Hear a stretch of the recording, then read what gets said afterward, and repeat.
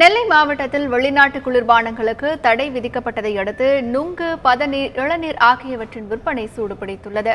March 1ஆம் தேதி முதல் தமிழகத்தில் பெப்சி, கோக் உள்ளிட்ட குளிர்பானங்களின் விற்பனையை நிறுத்துவதாக வியாபாரிகள் அறிவித்தனர்.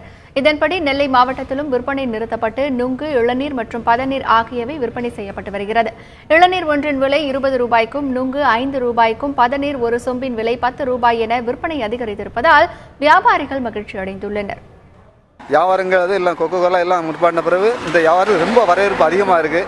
முன்ன 50 வருஷத்துக்கு முன்ன நம்ம பெரியவர்கள் எல்லாரும் எப்படி விரும்பி சாப்பிட்டாங்களோ அதே மாதிரி இப்போ 5 வயசுலேருந்து 50 வயசு வரை 70 வயசு வரைக்கும் உள்ள ஆள் எல்லாருமே எல்லாம் விரும்பி சாப்பிட்டுட்டு இருக்காங்க. இது எல்லோரும் விரும்பி நல்லா சாப்பிடுங்க. உடலுக்கு ரொம்ப ஆரோக்கியம். பனங்கிழங்குலேருந்து நுங்குலேருந்து எல்லாமே உடம்பு ஹெல்த்தாக உள்ளது தான். வேறு கண்ட எப்சி அதை சாப்பிட்டு உடம்பை வீணாக்க விட நம்ம எப்பவும் முன்னோர்கள் சாப்பிட்டு எதை உடம்பு நல்லா நோய் இல்லாமல் வாழ்ந்தாங்களோ அதே மாதிரி நீங்கள் வாழணும்.